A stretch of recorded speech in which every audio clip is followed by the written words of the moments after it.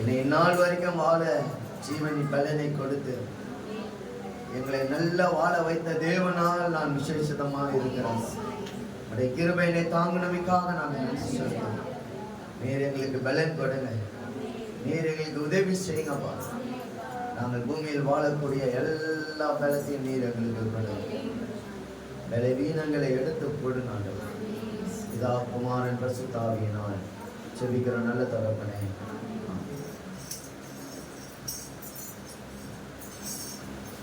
அல்லேலூயா.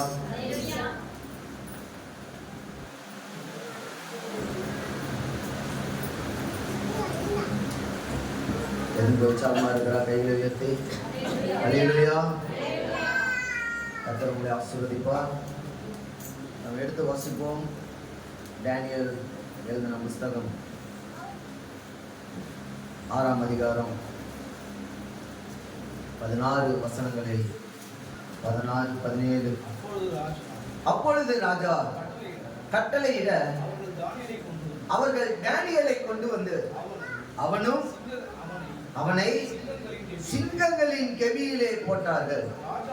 ராஜா டேனியலை நோக்கி, நீ இடைவிடாமல் ஆராதிக்கிற உன் தேவன் உன்னை தப்புவிப்பார் என்றார். அல்லேலூயா சொல்லுவோமா? அல்லேலூயா. நாம் ஆராதிக்கிற தேவன் குறித்து ஒரு அந்நிய ராஜா சொல்லுகிறான், நீ இடைவிடாமல் ஆராதிக்கிற உன் தேவன் உன்னை தப்புவிப்பார். அல்லேலூயா. எனக்கு அன்பான தேவ பிள்ளைகளே, வேதம் சொல்லுகிறது, நீ இடைவிடாமல் ஆராதிக்கிற உன் தேவன் உன்னை எல்லா தீங்குக்கும் அவர் உன்னை தப்புவிப்பார். உன்னை கொல்லாங்கான கையிலே அவர் விடமாட்டார் என்று வேதம் சொல்லுகிறது. இந்த வசனம் ரொம்ப ஆச்சரியமாக இருந்தது. இதை படிக்கும் பொழுது ரொம்ப பிரயோஜனமாகவும் நம்மளுக்கு இருக்கும். நான் ஆராதிக்கிறவர் என்னை காப்பார் என்று சொல்வதில் எனக்கு ஒரு நம்பிக்கை இருக்கு. ஆனா நான் ஆராதிக்கிற தேவன் உன்னை காப்பார்னு மற்றவங்க சொல்லும் பொழுது என்ன அர்த்தம் அப்படின்னா, நீ ஆராதிக்கிற தேவன் தான் உண்மையான தேவன், அவர் உன்னை என்ன பண்ணுவாரு, காப்பாற்றுவார்னு மற்றவங்க நான் ஆராதிக்கிற தேவனை குறித்து ஒரு சர்டிஃபிகேட் கொடுக்குறான்னா, நான் ஆராதிக்கிற தேவன் ஒட்டுமொத்த உலகத்துக்கும் அவர் தேவனாக இருக்கிறார். அல்லேலூயா. அல்லேலூயா. அவர் என்னை ஒரு நாளும் ஒரு பொழுதும் அவர் என்னை கைவிடாமல், அந்நியர்கள் கையில் என்னை விற்று போடாமல், நான் கவலைப்படும் பொழுது கஷ்டப்படும் பொழுது என்னை தேடி வந்து எனக்கு ஆறுதலை படுத்துகிற ஒரு தேவனை தான் நீங்களும் நான் என்ன பண்ணுகிறோம், ஆராதிக்கிறோம்.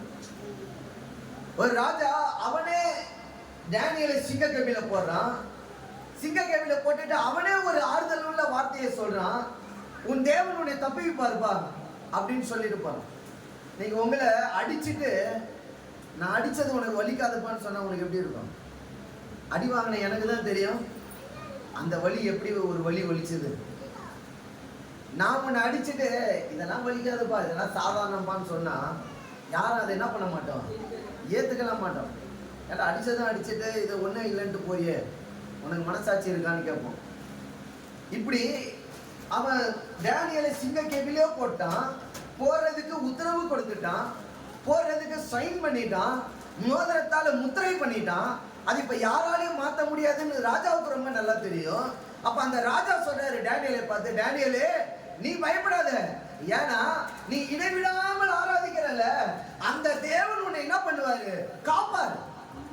அந்த நம்பிக்கையோட நான் உன்னை என்ன பண்றேன், சிங்க கபியில போறேன், கவலைப்படாத அப்படின்ட்டு போறான். எனக்கு அன்பான தேவ பிள்ளைகளே, இது எப்படிப்பட்ட ஒரு வார்த்தைன்னா, இந்த நம்பிக்கை அவன் டேனியல் மேல வச்சிருக்கிறானோ இல்லையோ ராஜா, ஆனா டேனியலை ஆராதிக்கிற தேவனை நம்புறான். உன்னை அவர் என்ன பண்ணுவாரு, காப்பார், உங்களை காப்பார், எல்லா தீங்கிலிருந்தும் உன்னை காப்பார், உன்னை விடுவிப்பார், அவர் உன்னை தப்புவிப்பார், எல்லா போக்கையும் வரத்தையும் அவர் உன்னை பாதுகாப்பார். அவர் எல்லாத்தையும் சகல காரியத்தையும் நம்மளுக்கு நேர்த்தியும் ஒழுங்கு கிரயமாய் பண்ணுகிற தேவன் தான் நீயும் நான் ஆராதிக்கிறோம். அன்பான தேவ பிள்ளைகளே, இங்க அடுத்த வசனம் ஒரு வார்த்தை சொல்லுது, ஒரு கல் கெபியினுடைய வாசலின் மேல் என்ன பண்ணப்பட்டது, கொண்டு வந்து வைக்கப்பட்டது. எதனால வாசல்ல கல்ல வைக்கிறாங்க? வெளியே யாரும் என்ன பண்ணக்கூடாது, வந்துடக்கூடாது. எதுக்கு ஆண்டவராகிய இயேசு கிறிஸ்து மரித்த கல்லறையில கல்ல வச்சுட்டு போனாங்க? அவர் உயிர் தெழுந்தா கூட வெளியே என்ன பண்ணக்கூடாது, வந்துடக்கூடாது. யாரும் வெளியே வந்துடக்கூடாது. ஒன்று நல்லா தெளிவா புரிஞ்சுக்கோங்க. நீ பூமியில் எந்த கடாந்திரத்திலே இருந்து நீ விண்ணப்பத்தை ஏறெடுத்தாலும் கர்த்தர் அந்த விண்ணப்பத்துக்கு பதிலை கொடுப்பார். உன் வாயை மூட வைத்தாலும், உன் வாயை திறக்க முடியாத அளவுக்கு நீ பலவீனம் அடைந்தாலும், இந்த உலகம் உன்னை போட்டு நெருங்கினாலும், நீ வாழ முடியாது என்று உலகம் உனக்கு சொன்னாலும் சொல்லு, நான் எந்த இடத்துல இருந்தாலும் கர்த்தர் என்னை என்ன பண்ணுவாரு, காப்பாற்றுவார். அல்லேலூயா சொல்லுவோமா? அல்லேலூயா.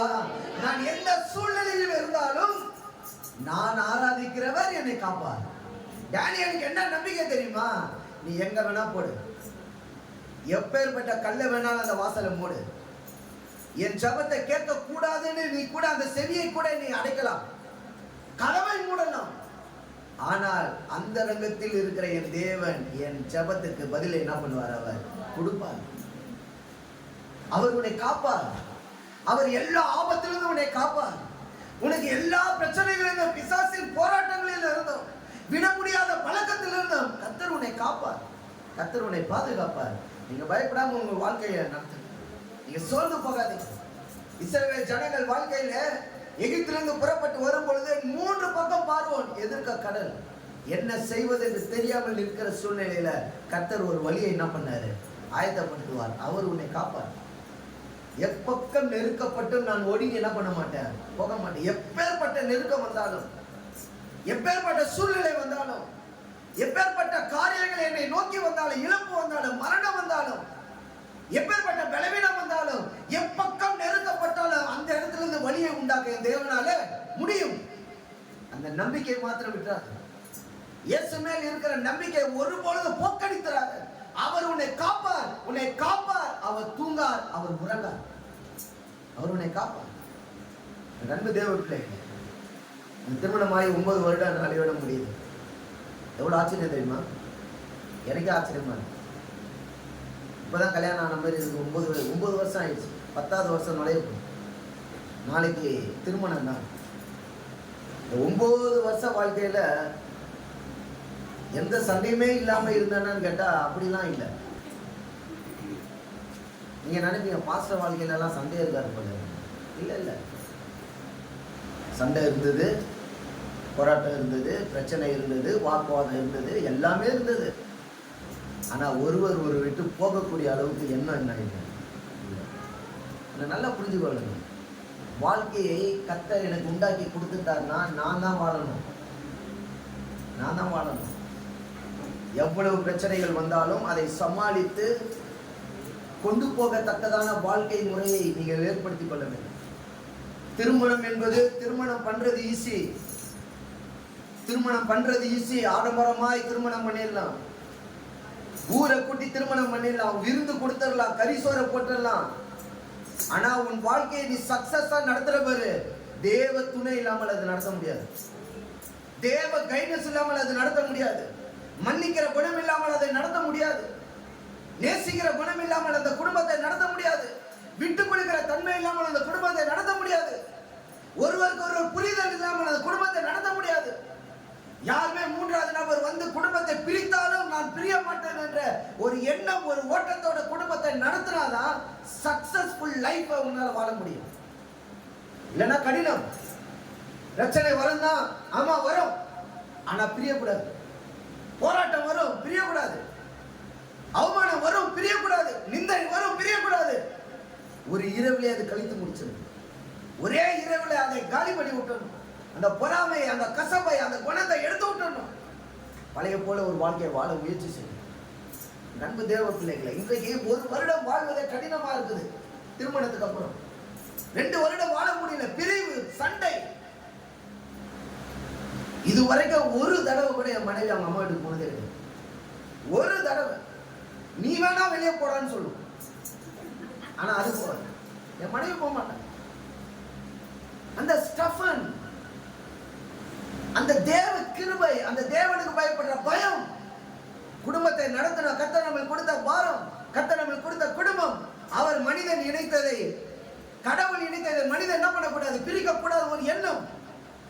இந்த எண்ணம் எல்லாம் ஒவ்வொரு கிறிஸ்தவ லைஃப்லயும் இயேசு பைபிளை ஏற்றுக்கொண்ட ஒவ்வொரு வாழ்க்கையிலும் அது இருக்க வேண்டும். சின்ன சின்ன பிரச்சனை வந்தா போறது, சின்ன சின்ன போராட்டம் வந்தா போறது. ஏன் வறுமை இல்லையா? இருந்தது. எல்லாமே உனக்கு என்ன இருந்ததோ அதெல்லாம் எனக்கும் இருந்தது. ஆனால் கர்த்தர் ஒருவரை காப்பாற்றவில்லை, அந்த குடும்பத்தை வேற யாராலையும் காப்பாற்ற முடியாது. தேவன் குடும்பத்தில் இல்லைன்னா குடும்பத்துல பிரச்சனைகள் 1000 அது உன்னை மூழ்க வைத்தது. அது உன்னை மூழ்க வைத்தது. பிரச்சனையை கண்டு ஒரு நாள் சோர்ந்து போகாது, ஒரு நாள் சோர்ந்து மன்னிக்கிற மன்னிப்பு கேட்கறதுல தயங்காத. உனக்கு தவறுன்னு எண்ணத்துக்கு தோன்றிச்சுன்னா உடனே மன்னிப்பு கேட்டு, உடனே மன்னிப்பு கேட்டு. எனக்கு அன்பான தேவ பிள்ளைகளே, டேனியல் ஒரு சிங்க கெவில போடுறான். அவன் தரியு ராஜா சொல்றான், தேவன் உன்னை காப்பார். எப்படி காப்பார்? எப்படி காப்பார்? எல்லா சூழ்நிலையிலிருந்தும் உன்னை காப்பார். எல்லா போராட்டங்கள் மத்தியிலிருந்து உன்னை காப்பார். எல்லா இழப்புகள் மத்தியிலிருந்து உன்னை காப்பார். எல்லா பிரச்சனைகள் மத்தியிலிருந்து உன்னை காப்பார். அவர் உன்னை காப்பார். காரணம், அவர் என் தேவன். அவர் என் தேவன். அவரை நான் அண்டிக் கொண்டிருக்கிறேன், நான் ஞானஸ்தானம் எடுத்திருக்கிறேன், நான் விசுவாசிக்கிறேன், நான் பைபிளை படிக்கிறேன். அவர் என் தேவன். அவர் என் குடும்பத்தை நடத்துவார். என் குடும்பத்தை நடத்துவார். ஒவ்வொரு நாளும் போராட்டம் உள்ள வாழ்க்கையில ஜெயம் எடுக்கிறேன்னா அது தேவனால் மாத்திரம் தான் ஜெயம் எடுக்க முடியும். எத்தனை குடும்ப வாழ்க்கையில பிரச்சனை, எத்தனை குடும்ப வாழ்க்கையில பிரச்சனை. விட்டுக்கொடு. நீங்க 60 வயசு அந்த திருமண நாளை கொண்டாடுறவங்களை கேட்டு பாருங்க, அந்த வயதானவர்களை கேட்டு பாருங்க, எப்படி அவங்க சக்சஸ்ஃபுல்லா லைஃபை நடத்துனீங்க. அவங்க சொல்ற ஒரே பதில் என்ன தெரியுமா? விட்டு கொடுத்து வாழு. இதுதான் அவங்க சொல்லுவாங்க. விட்டு கொடுத்து வாழு, விட்டு கொடுத்து வாழு. 60 வயசு கிளவி சொல்ற அட்வைஸ கேளு, விட்டு கொடுத்து வாழு. வாழ்க்கை ரம்மியமா இருக்கும், வாழ்க்கை இன்பமா இருக்கும். விடா கொண்டன் படா கொண்டன் வாழாத. நீயா நானான் வாழாத. நான் ஆணு, நான் மேலதான் இருப்பேன், நீ பெண்ணு, நீ அடங்கிதான் இருக்கணும்னு சொல்லாத. ஈக்குவல், எல்லாருமே ஈக்குவல், எல்லாருமே ஈக்குவல். சமாதானமாய் குடும்பத்தை நடத்திட்டு சமாதானம். பிள்ளைகள் உன்னை பார்க்குதுன்றதை மறந்துடாத. பிள்ளைகள் உன்னை பார்க்குது. என் அப்பா அம்மா ஒன்னா வாழ்ந்ததுனால தான் நான் மனைவியோட ஒன்னா வாழ்றேன். நல்லா புரிஞ்சுக்கோ. என் அப்பா அம்மா வாழ்க்கையை நான் பார்த்தனால தான் நான் என் மனைவியோட வாழ்றேன். நீ வாழ்றத உன் புள்ள பார்ப்போம். அவன் மனைவியோட வாழ்வான் என்ன நடந்தாலும், அவன் மனைவியோட வாழ்வான் என்ன நடந்தாலும். எல்லாமே நீ செய்கிறது, நீ விதைக்கிறது தான் உன் பிள்ளையா இருக்கும். நீ எதை விதைக்கிறையோ அதான் உன் பிள்ளை இருக்கும். என் பிள்ளைக்கு முன்னாடி நான் யோக்கியமானதை செஞ்சேன்னா அவன் மனைவிக்கு முன்னாடி யோக்கியமானதை செய்வான். இது வாழையடி வாழ. வாழ்க்கை என்பது வாழையடி வாழ. ஒண்ணு இல்லை இன்னொன்னு நாய் தான் போகும். அப்படி மனுஷன் போக கூடாது. கர்த்தரால் நியமிக்கப்பட்ட எந்த பொண்ணோடு ஒரு வாழ்க்கை நடத்தினியோ அந்த வாழ்க்கையோட கடைசி வரைக்கும், மரணிக்கிற வரைக்கும் அதோட வாழணும். அதுதான் தேவ வாழ்க்கை, அதான் தேவன் விரும்புகிற வாழ்க்கை. என் அன்பான தேவ பிள்ளைகளே, தேவன் டேனியலுக்கு ஒரு சர்டிஃபிகேட் கொடுக்குறான். ஏன் தெரியுமா டேனியல் சர்டிஃபிகேட் வாங்குறான்? ராஜா 30 நாள் வரைக்கும் ராஜாவை மாத்திரம் தான் ஆராதிக்கணும், வேற யாரையும் தொழுது போட கூடாதுன்னு சொல்லும் போது கூட அவன் பல கனிகளை திறந்து தேவனை நோக்கி ஆராதனை செலுத்தினான். நீ என்ன கட்டளை வேணா போடு, நீ என்ன கண்டிஷன் வேணா போடு, ஆனா நான் ஆராதிக்கிறதை யாராலும் என்ன பண்ண முடியாது, நிறுத்த முடியாது. யாருக்காகவும் நிறுத்த முடியாது. எந்த மனிதனையும் நான் நேசிக்கிறது இல்லை, எந்த மனிதனையும் நான் தொழுது கொள்வது கிடையாது. நான் ஆராதிக்கிறவன் பரத்தில் இருக்கிறார், அவர் எனக்கு பரத்திலிருந்து எனக்கு உதவி அனுப்புவார். நான் எந்த மனிதனுக்கும் பயப்பட வேண்டிய அவசியம் கிடையாது. காரணம், அவர் என்னை எல்லா ஆபத்துகளிலிருந்து என்னை தேற்றி எடுப்பார், எல்லா ஆபத்துகளிலிருந்து என்னை பாதுகாப்பார், குறைவில்லாமல் நடத்துவார், குறைவில்லாமல் நடத்துவார். அடுத்ததா ஒரு வார்த்தை வாசிக்கிறோம், வாசிங்க 18. பின்பு ராஜா தன் அரண்மனைக்கு போய் ராவு முழுவதும் போஜனம் பண்ணாமல் கீத வாத்திய முதலானவைகளை தனக்கு முன்பாக வரவெட்டாமல் இருந்தான். அவனுக்கு நித்திரையும், நல்லகவனிங்க, நல்லகவனி, போடுங்கன்னு சொன்னவனுக்கு நித்திரை வரல, ஆனா சிங்கக்கேபில போனவன் நிம்மதியா படுத்துனான். பைபிள்ல எல்லா முற்பிதாக்களை பார்த்தீங்கன்னா எல்லா பிரச்சனைகள் மத்தியில படுத்து தூங்கி இருக்கிறார்கள், எல்லா போராட்டங்கள் மத்தியில படுத்து உறங்கி இருக்கிறார்கள். அவர்கள் முழங்கால் பண்ணிட்டு செபித்தார்கள். பைபிளை எந்த இடத்துல சொல்லல. உனக்கு பிரச்சனை போராட்டமானால் நீ பரிசுத்தமான வாழ்க்கை வாழும்போது காப்பாற்றுற பொறுப்பு தேவன் ஒன்று கிடையாது. அவர் காப்பாற்றுவார் உன்னை. நான் என் பிள்ளைய பெற்றுறேன்னா நான் தான் என் பிள்ளைய காப்பாற்றணும். என் பிள்ளை என்ன காப்பாத்தாது. என் பிள்ளை என்ன காப்பாத்தாது. ஐயா, கர்த்தருக்கு நான் பிள்ளைன்னா அவர் தான் என்ன காப்பாற்றணும். அந்த நம்பிக்கை டேனியலுக்கு இருந்தது. தூக்கி உள்ள போட்டவன் தூங்காம அலைஞ்சிட்டு இருக்கிறான். வாத்தியங்கள் முதலான எதையும் வர வேணாம, என் பக்கம் எதோ வராது, எனக்கு தூக்கம் இல்லை, டிஸ்டர்ப் பண்ணுதுன்றான். ஆனா சிங்க கேபில போன டேனியல் படுத்து முறைகிட்டு இருக்கிறான். பக்கத்துல சிங்கம் இருக்குதா, கவலை கிடையாது. உனக்கு பக்கத்துல பிரச்சனை இருக்கா, கவலைப்படாத. உனக்கு போராட்டம் இருக்கா, கவலைப்படாத.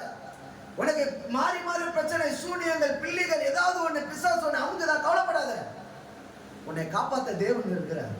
உன்னை காப்பாத்த தேவன் இருக்கிறார். சிங்கத்தின் வாயை அடைத்த தேவன் கட்சிக்கிற பிசாசின் வாயை அடைக்க என் தேவனால் முடியும். தேவனால் முடியும். நல்ல போராட்டத்தை போராடினேன், ஓட்டத்தை முடித்தேன், விசுவாசத்தை காத்துக்கொண்டேன். நல்ல போராட்டத்தை போராடுகிறவர்களுக்கு ஆழ்ந்த உறக்கம் இருக்கும். நீங்க நிறைய பேர் சொல்லுகிற காரியம் என்ன தெரியுமா? தூக்கம் இல்லை. நைட்டு பார்த்தா தூக்கம் இல்லை. ஏன் வரல தூக்கம்? ஏன் வரல உறக்கம்? தூக்கம் வராததுக்கு பிரச்சனை என்ன? காரணம் என்ன? தேடி இருக்கிறாயா? என்னைக்காவது தேடி இருக்கிறாயா? சவுல் தூக்கம் இல்லாமல் தாவீது புல்லாங்குழலை ஊதும் போது சவுல் தூங்குவானா? இந்த ஸ்பிரிட்ட தேவனே அனுப்பிச்சாரு. தூக்க ஆவியை கெடுக்கிறது ஆவியை தேவனே அனுப்பிச்சாரு. தூக்கத்தை கெடுக்கிற ஆவியை தாவீது புல்லாங்குழலை ஊதும் போது, நடனம் ஆடும் பொழுது, பாடும் பொழுது மாத்திரம்தான் சவுல் நிம்மதியாக தூங்க முடியும். நீங்க நினைக்கிறீங்க தூக்கத்தை பிசாசு கெடுத்துட்டான். இல்ல, ஒரு தூக்கத்தை தேவனே டிஸ்டர்ப் பண்ணுவார். சம்டைம்ஸ் தேவனே தூக்கத்தை வரவிட மாட்டார். காரணத்தை நீதான் தேடணும். ஒருவனுக்கு ஆழ்ந்த உறக்கம் இல்லைன்னா காலையில பைத்தியக்காரன் போல இருப்பான், தெரியுமா? ஒருத்தன் நைட்டு நிம்மதியா தூங்கலன்னா காலையில பைத்தியம் பண்றது போல பண்ணுவான். ஏன்னா அவனுக்கு நைட்டு தூக்கம் இல்லை, என்ன செய்வதுன்னு தெரியாது.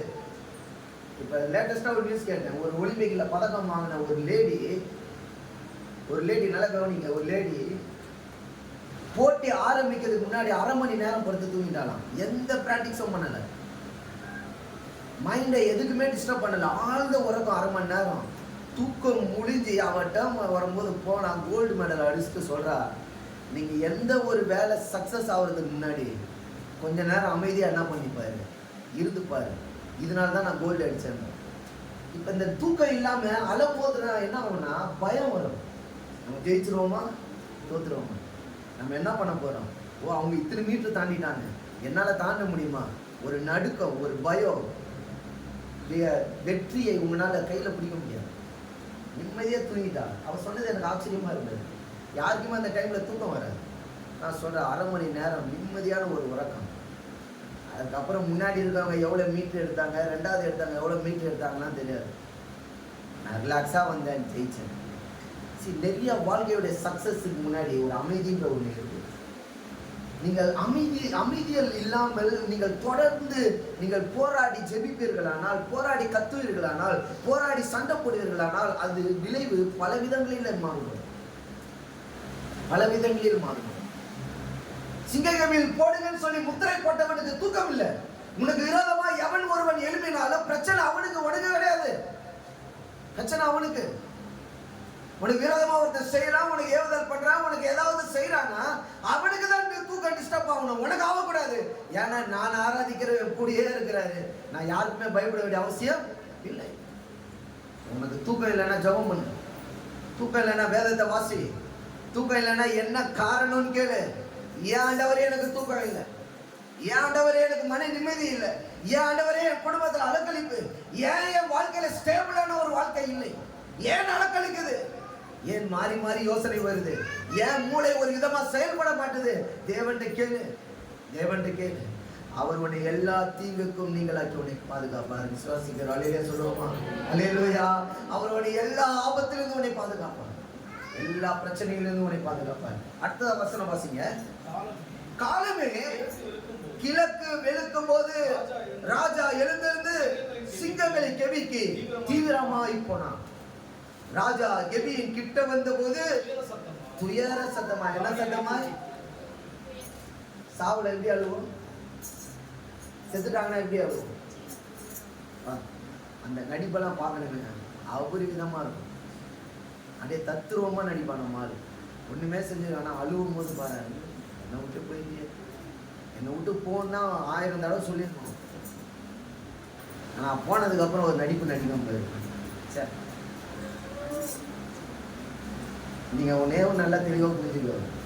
ஒரு இழப்பு நடக்குதுன்னா அந்த இழப்பு நடக்கிற வீட்டுக்கு மட்டும்தான் ஒருத்தம், மற்றவனுக்கு கிடையாது. மற்றவனுக்கு கிடையவே கிடையாது. அவன் ஜாலியாக டான்ஸ் ஆடுறதுக்குன்னு வந்திருக்கான். அந்த அடக்கம் பண்ணுற வரைக்கும் அவன் ஆடுவான் பாரு டான்ஸு. காக்கா ஒலிப்பு மாதிரிலாம் ஆடிட்டு இருப்பான். நீங்கள் பார்த்தீங்கன்னா அந்த டான்ஸை எங்கடா கற்றுக்கிட்டானே தெரியாது. டான்ஸ் மாஸ்டரே யோசிப்பாங்க, என்னடா டான்ஸ் ஆடுறேன். அவ்வளோ சந்தோஷமாக போவான். ஆனால் இழந்த குடும்பத்துக்கு மட்டும்தான் என்ன இருக்கும், வருத்தம். நம்ம பார்க்கும்போது எப்படி தான் இருக்கும் அந்த டான்ஸை பார்க்கும்போது, இதெல்லாம் இருந்துன்னா இல்லாமல் என்னன்ற மாதிரி தெரியும். எனக்கு அன்பான தேவ பிள்ளை, நீ வருத்தம் அடைகிற உனக்கு பிரச்சனைனா இந்த உலகம் உனக்கு அதை குறித்துலாம் எந்த கவலையும் என்ன பண்ணாது. உன் பிரச்சனை உன்னோட தான். நீ தான் அழுகணும், நீ தான் மேலே வரணும், நீ தான் வெளியே வரணும், நீ தான் எல்லாத்தையும் உடைக்கணும். மற்றவங்க வந்து உடைக்க மாட்டான்.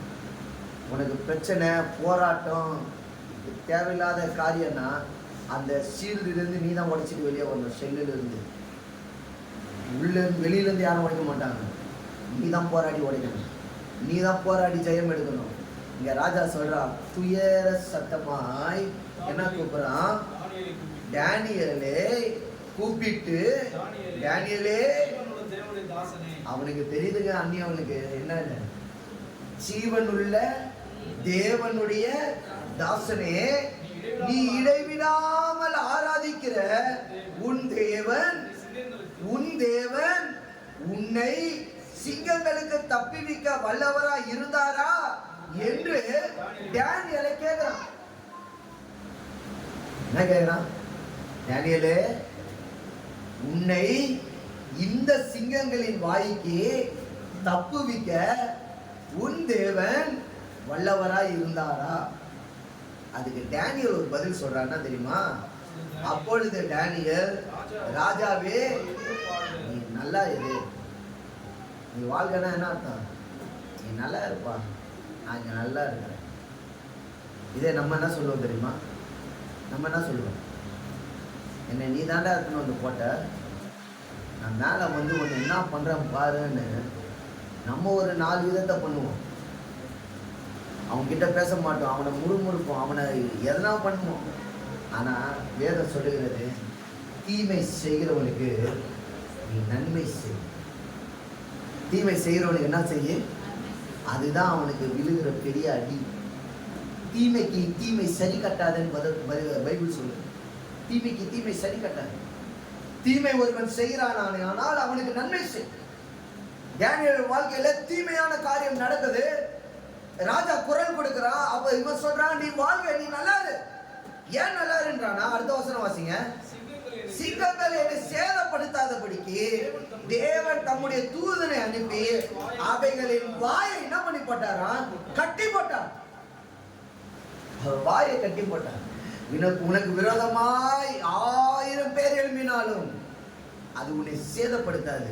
தேவரீர் நீர் என்னோடு கூட இருக்கிறீர், உமது கோலும் தடியும் என்னை என்ன பண்ணிச்சு. தேவரீர் நீர் என்னோடு கூட இருக்கு. நீங்க கூட இருந்தா யார் என்ன செஞ்சாலும் அது என்னை என்ன பண்ணாதாண்டவரே, என்னை அணுகாதாங்க. ஒரு சிங்கம் 2 சிங்கம் இல்லை, பலதரப்பட்ட சிங்கம். அதுக்கு உணவு கொடுக்காமல் டேனியலை தூக்கி உள்ள போட்டாங்க. சிங்கத்துக்கு உணவு கொடுக்கலையா? சிங்கத்துக்கு உணவு கொடுக்கலையா?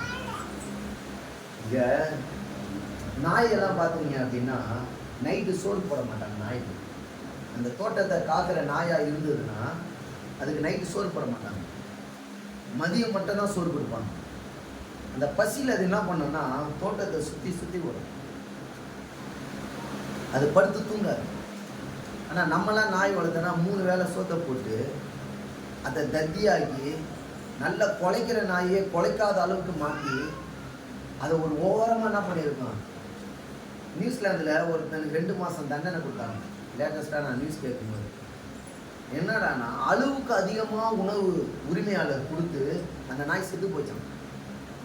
அதனால ஓனருக்கு எத்தனை மாசம் தண்டனை? 2 மாதம் சிறை தண்டனை ஓனருக்கு.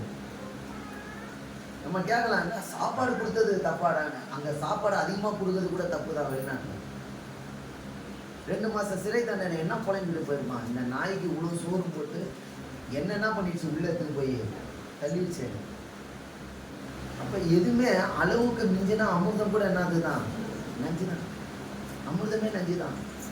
இங்க வேதம் சொல்லுகிறது, ராஜா நீ நல்லா இருக்குன்னு சொல்லிட்டு சொல்றான், என் தேவன் சிங்கங்களின் வாயை என்ன பண்ணி போட்டாரா? கட்டி போட்டார். ஒரு தூதனை அனுப்பி சிங்கங்களின் வாயை கட்டி போட்டாரு. அதே என்னவென்றால், அவருக்கு முன்பாக நான் குற்றமற்றவனாய் காணப்பட்டேன். ஏன் சிங்கத்தின் வாயை கட்டினார்னா, நான் கர்த்தருக்கு முன்னாடி என்னவா காணப்படுறேன்? நான் குற்றமற்றவன். அதனால எனக்கு எதுவுமே அணுகாதுன்றான். இப்போ உனக்கு அணுகுதுன்னா நீ யாரு? இப்போ உனக்கு அணுகுதுன்னா அப்ப நீ யாரு? நீ குற்றம் உள்ளவன். பிலிசனிய ஒருத்தன் பண்றான், எனக்கு அணுகுது. பிலிசனிய பண்றான், எனக்கு தூக்கம் டிஸ்டர்ப் ஆகுது. பிலிசனிய பண்றான், எனக்கு ஒரு மாதிரியா இருக்குது, உடம்பு நடுங்குது, கொலா நடுங்குது, அது இது நடங்குதுன்னா அப்ப நீ யாருன்னா குற்றமற்றவன் அல்ல, நீ குற்றம் உள்ளவன். நீ குற்றம் உள்ளவன். நீ குற்றம் உள்ளவனுக்கு தான் தண்டனை வரும், பிரச்சனை வரும், போராட்டம் வரும், எல்லாமே நடக்கும் அவர்களுக்கு. ஆனா இங்க வேதம் சொல்லுகிறது, நான் ஏன் சிங்கம் என்னை அணுகலன்னா, நான் கர்த்தருக்கு முன்பாக எப்படி இருக்கேன்? குற்றமற்றவனா இருக்கேன். நான் கொல்ல பொண்ணு செய்யல, நான் அந்தி சந்தி வேலை முழுவதும் நான் ஜெபம் பண்றவன். அதனாலதான் எனக்கு எந்த தீங்கும் மனித தந்திரங்களும் சிங்கங்கள் போல இருக்கிற பிசாசுகளும் என்னை தொட முடியாமல் இருக்கிறதுக்கு காரணம் என்று டேனியல் சொல்றான். அன்பான தேவ பிள்ளைகளே, குற்றம் இல்லாதவனுக்கு மாத்திரம்தான் என் தேவன் ப்ரொடெக்ட் பண்ண முடியும், என் தேவன் பாதுகாக்க முடியும். எல்லாருக்கும் அல்ல. பிரதமர் கொடுக்குற பாதுகாப்பு உனக்கு கொடுக்க முடியாது, ஏன்னா அவன் பிரதமர், நீ இல்லை. அப்ப எனக்கு தேவன் எனக்கு பாதுகாப்பை கொடுக்கணும்னா நான் தேவனுக்கு பிள்ளையா இருக்கணும், குற்றம் இல்லாதவனா இருக்கணும், குற்றமற்ற கைகளை கர்த்தருக்கு முன்பாக நீட்ட வேண்டும். அவன் தான் குற்றம் இல்லாதவன், அவன் கைகளை தான் கர்த்தர் ஆசீர்வதிக்க முடியும். இரண்டாவதாக வாசிக்கிறோம் 1 சாமுவேல் 17:37. 1 சாமுவேல் 17:37. பின்னும் தாவீது என்னை சிங்கத்தின் கைக்கும் கரடியின் கைக்கும் தப்புவித்த கர்த்தர் இந்த பெலிஸ்தனுடைய கைக்கும் தப்புவிப்பார் என்றார். அப்பொழுது சவுல் தாவீதை பார்த்து, ஓ கர்த்தர் உன்னோடு இருப்பாராக. அல்லேலூயா, அல்லேலூயா. இது அந்நிய ராஜாவும் சொல்றான், சவுலும் சொல்றான். கர்த்தர் என் கூட இருந்தா நான் வெற்றி உள்ள வாழ்க்கையை என்ன பண்ணுவேன்? வாழுவேன். ஜெயம் எடுக்கிற வாழ்க்கையை வாழுவேன். யாருக்கு முன்னாடி கூடி குறுகி வாழ்க்கை வாழ தயாரா இல்லை. கர்த்தர் எனக்கு அப்படி வாழ வைக்கிறதும் இல்லை. வேதம் சொல்லுகிறது, பின்னர் தாவீது என்னை சிங்கத்தின் கைக்கும் கரடியின் கைக்கும் தப்புவித்து கர்த்தர் இந்த பெலிஸ்தனுடைய கைக்கு என்ன பண்ணுவாரு? தப்புவிப்பார். நம்பிக்கை, நம்பிக்கை. ஏன் நம்பிக்கை தெரியுமா? தாவீது தேவனோட இசைந்திருந்தான், அவன் கூடார வாசியா இருந்தான். தாவீதை குறித்து வேதம் சொல்லுகிறது, தாவீது ஒரு கூடார வாசி. கூடார வாசினா ஜப வீரன் என்று அர்த்தம், ஜெபிக்கிறவன் என்று அர்த்தம். ஜெபிக்கிற வாழ்க்கையில எதுவுமே அடங்காது. வேதம் சொல்லுகிறது, அதிகாலையில் என்னை தேடுகிறவர்கள் கண்டடைவார்கள். இது வெறும் வசனம் அல்ல, இது ரியல், இது ரியல், இது ரியல். வேதம் சொல்லப்பட்டிருக்க இயேசு கிறிஸ்து மரித்து கல்லறை உள்ள வைக்கும் பொழுது முதல் காட்சியை யார் காட்டுறாருன்னா, மகதலேனா மரியாளுக்கு காட்டுறாரு. அந்த மகதலேனா மரியாள் யாருன்னா, 7 பிசாசுகளை ஏற்கனவே இயேசு கிறிஸ்து ஓட்டி இருக்கிற பெண். முதல் காட்சி. நல்ல கவனிங்க, நல்ல கவனிங்க. பெற்றெடுத்த மரியாளுக்கு காட்டவில்லை அந்த காட்சியை, சீடர்களுக்கு காட்டவில்லை அந்த காட்சியை. ஏன் தெரியுமா? மகதலேனா மரியாள் காமித்தார். மகதலேனா மரியாள் அதிகாலையிலே தேவனை தேடுறார். கல்லறையில போய் அதிகாலையில் என்ன பண்றா? தேவனை தேடா. ஐயோ, என் தேவனை காணவில்லை என்று அதிகாலையில தேடும் பொழுது இயேசு கிறிஸ்து சொல்றாரு, ஸ்திரீயே நான் தான். அதனாலதான் வேதம் அதிகாலையில் என்னை தேடும் போது கண்டடைவீர்கள். அதிகாலையில மகதலேனா நான் மரியாதை தான் தேடினா, சீடர் தேடல. இயேசுவின் தாயாராகிய மரியாதை தேடல. 7 பிசாசை ஓட்டின மகதலேனா மரியாதை தேடினா, அவள் தேவனை தரிசித்தாள். அதனாலதான் வேதம் சொல்லுகிறது, அதிகாலையில் என்னை தேடுகிறவர்கள் என்னை என்ன பண்ணுவார்கள்? கண்டடைவார்கள். இது வார்த்தை அல்ல, இது நடந்திருக்கு.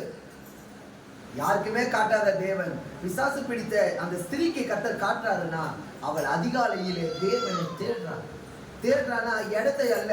நீங்க அதிகாலையில தேவனை நோக்கி ஜெபம் பண்ணினால் நீங்கள் தேவனை கண்டுபிடிக்க முடியும்.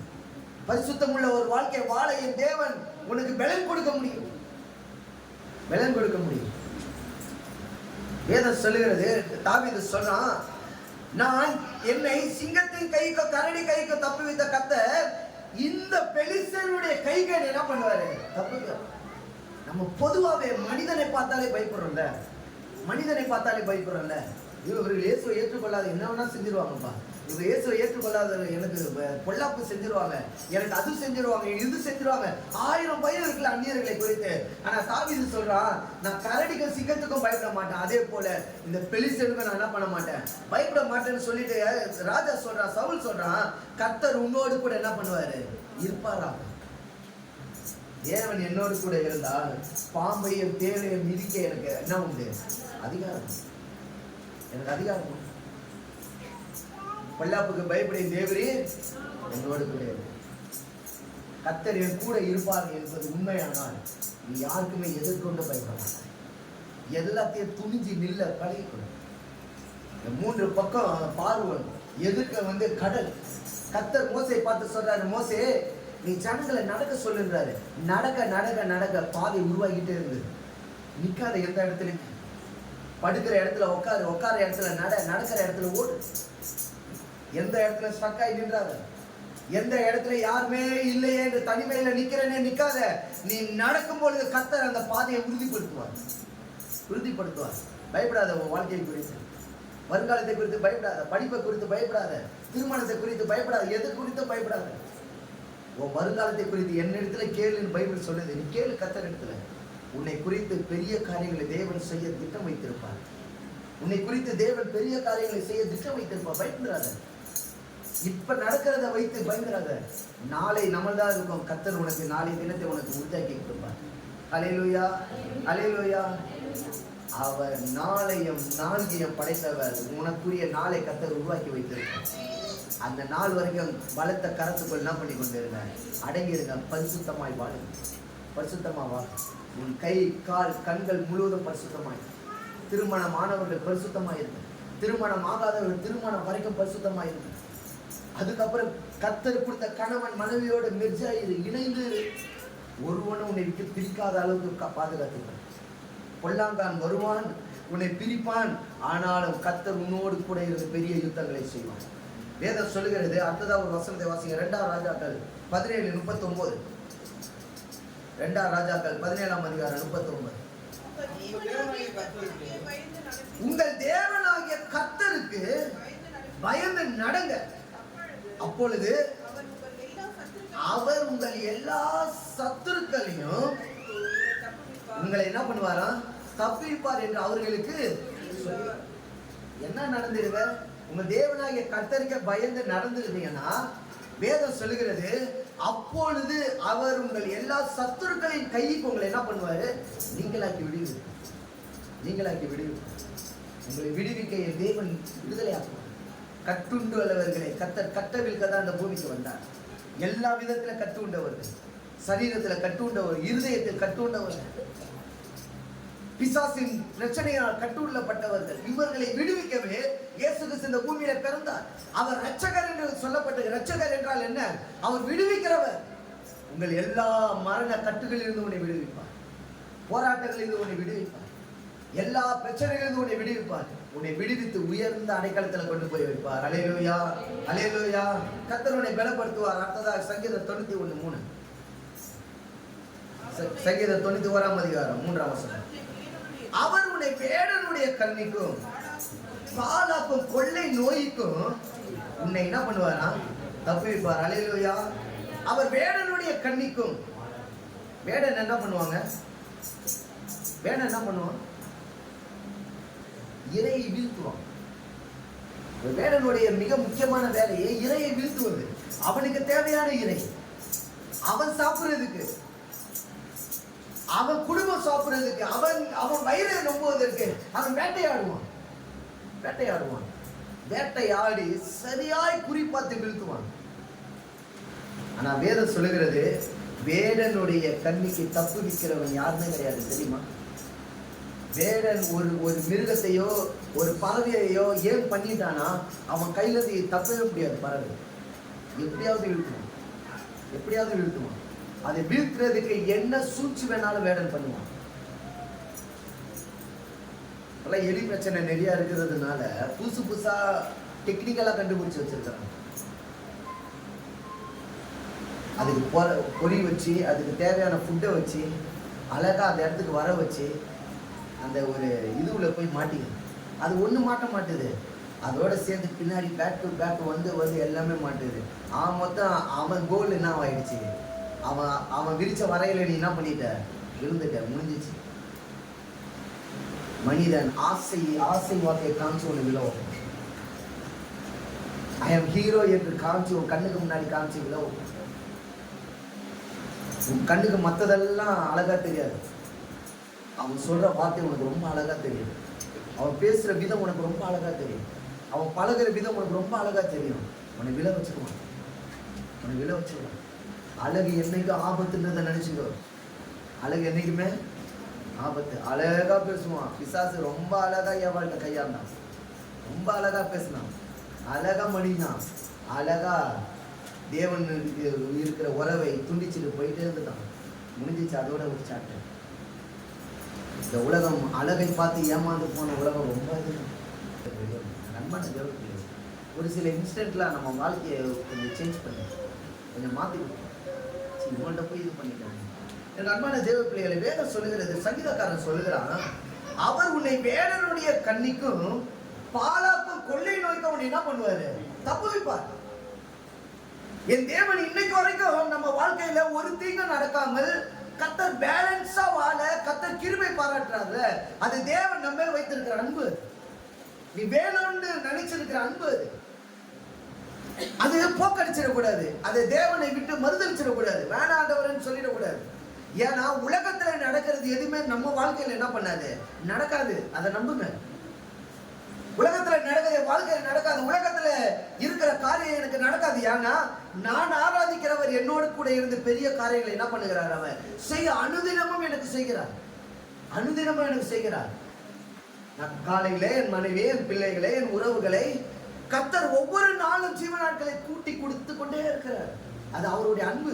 அவருடைய பிள்ளைகளை அவர் கைவிடாத அன்பு, அவர் நேசிக்கிற ஒரு அன்பு. கடைசி அடுத்து வாசிங்க, 2 கொரிந்தியர் 1 அதிகாரம் 8, 9, 10 வாசிங்க. ஆகையால் சகோதரரே, ஆசியாவில் எங்களுக்கு நேரிட்ட உபத்திரவத்தை, ஆசியா என்பது அந்த நாட்களிலே இந்தியாவும் ஒன்று. ஆசியான்றது பழைய கண்டம். அதுக்கப்புறம் தோற்றுவிக்கப்பட்டது தான் ஆப்பிரிக்கா, அப்புறம் அதுக்கப்புறம் தோற்றுவிக்கப்பட்டது தான் அமெரிக்கா கண்டம்லாம் அதுக்கப்புறம் கண்டுபிடித்தாங்க. ஆனால் முதல்ல கர்த்தர் ஆசியா என்ற கண்டத்துல தான் மக்கள் குடியேறினார்கள். அந்த குடியேறின இடம் இந்தியாவும் ஆசியா கண்டத்தில் இருக்கிற ஒன்று. அப்ப இந்த ஆசியா கண்டம் என்ற ஒண்ணுல பவுல் ஊழியம் செஞ்சுட்டு இருக்கும் போது வேதம் சொல்லுகிறது, எனக்கு நேரிட்ட உபத்திரவத்தை நீங்கள் அறியாதிருக்க எனக்கு மனதில்லை, ஏனெனில் பிழைப்போம் என்கிற நம்பிக்கை எனக்கு என்ன பண்ணிடுச்சு, அற்று போயிடுச்சுன்றான். யாரு? பவுல் கொரிந்தியருக்கு ஒரு கடிதத்தை எழுதுறான். நீங்க இப்படி சொல்றீங்களே, நான் கர்த்தருக்காக ஊழியம் செய்யும் பொழுது நான் பிழைப்பேன் என்ற நம்பிக்கை கூட என்னை விட்டு போயிடுச்சு. ஆனா அந்த அளவுக்கு கடுமையாய் நான் ஊழியம் செய்தேன். அநேக மனிதர்கள்ட்ட நான் விட்டு போட்டேன். அநேக மனிதர்களை தண்டித்தார்கள். நான் நிர்வாணமாய் இருந்தேன், நான் பசியாய் இருந்தேன், நான் சாப்பிடாமல் இருந்தேன், நான் பட்டினியாய் இருந்தேன், நான் எல்லாவற்றிலையுமே அவலட்சணமாய் இருந்தேன், ஆடை இல்லாமல் இருந்தேன். ஆனால் நான் பிழைப்பேன் என்ற நம்பிக்கை இல்லை என்ற போது கூட கர்த்தர் என்னை என்ன பண்ணாரு, காப்பாத்தினாருன்றான் பவுல். உங்களுக்கு நம்பிக்கை இல்லாமல் போகலாம், மனிதர் மேல் நம்பிக்கை இல்லாமல் போகலாம். ஏன் ஒரு சில நேரத்துல கடவுள் மேலே நம்பிக்கை இல்லாமல் போகலாம். நீ ஏன் நம்பிக்கை இருந்தாலும் கர்த்தர் உன்னை என்ன பண்ண மாட்டாரு, விட மாட்டாரு. கர்த்தர் உன்னை விட மாட்டார். வேதம் சொல்லுகிறது, திரும்ப அந்த வசனத்தை வாசிங்க. ஆசியாவில் எங்களுக்கு நேரிட்ட உபத்திரவத்தை நீங்கள் அறியாதிருக்க எங்களுக்கு மனதில்லை. என்னவெனில் பிழைப்போம் என்கிற நம்பிக்கை அற்று போகத்தக்கதாக எங்கள் பலத்திற்கு மிஞ்சின அதிக பாரமான வருத்தம் எங்களுக்கு என்ன பண்ணிடுச்சு என் பலத்தை மிஞ்சின பாரம்.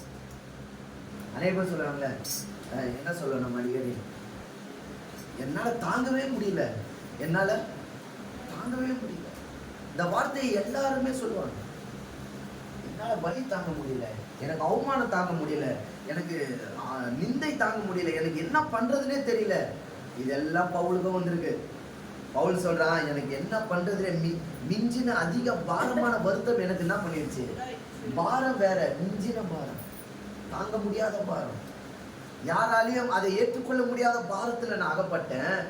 நாங்கள் எங்கள் மேல் நம்பிக்கையா இராமல், பவுல் சொல்றான், இவ்வளோ இருந்தும் கூட நான் என்ன பண்ணல, நம்பல. என்னன்னா நான் மனிதனை யாரையும் நம்பலன்றான். அதுதான் என்னன்ற மீனிங் இங்க வருது. நான் என்ன நம்பலன்னா, நான் அந்த சூழ்நிலையில கூட நான் மனுஷனை நம்பல. அப்ப யாரை நம்பினேன்னு சொல்றான், மரித்தோரை எழுப்புகிற தேவன் மேல நான் என்ன பண்ணேன். அல்லேலூயா சொல்லுவோமா? அல்லேலூயா. நீங்க மனுஷனை நம்பாத. எந்த அந்த நெருக்கப்படுற சூழ்நிலையில, கைவிடப்படுற சூழ்நிலையில, வேணா போயிடலாம் செத்துலான்ற சூழ்நிலையில கூட நீ மனுஷனை நம்பாத. அந்த நேரத்துல கூட யார் தான் உனக்கு உதவி செய்வா? கர்த்தர் தான் உதவி செய்வார். ஆபத்து காலத்தை நீ நோக்கி கூப்பிடு, நான் உனக்கு அறியாததும் எட்டாததுமான பெரிய காரியங்களை உனக்கு என்ன பண்ணுவேன், செய்வேன். நீ எந்த சூழ்நிலையிலே மனுஷனை நம்பாத. பவுல் அதான் மீன் பண்றான். உனக்கு தலைக்கு மேல வெள்ளம் போகும்போது கூட மனுஷனை நம்பாத. ஏன்னா அவனை நம்புறது விருதம், அவன் நம்புகிறது விருதம், அவன் மாம்சம் உள்ளவன், அவனுக்கு உன்னை நன்மை செய்ய மாட்டான். அப்ப என்ன சொல்றாருன்னா, நான் அந்த நேரத்துல நான் யாரை யோசிச்சேன், நான் மரித்தோரை எழுப்புகிற தேவன் மேல் நம்பிக்கை இருக்கத்தக்க மரணம் வரும் என்று நாங்கள் எங்களுக்குள்ளே நிச்சயித்திருந்தோம். அப்படிப்பட்ட மரணத்தில் நின்றும் அவர் எங்களை தப்புவித்தார். அல்லேலூயா, அல்லேலூயா. பவுல் தைரியமா சொல்றான், அப்பேற்பட்ட மரணத்துல கூட ஒருவர் என்னை தப்புவித்தார். யாருன்னா ஆண்டவராக இயேசு கிறிஸ்து. கர்த்தர் மேல் நம்பிக்கையா இருக்கிற மனுஷன் பாக்கியவான். கர்த்தரை நம்புகிற மனிதன் பாக்கியவான். கர்த்தரை நம்புக, அவர் உன்னை விடமாட்டான்னு நம்புங்க.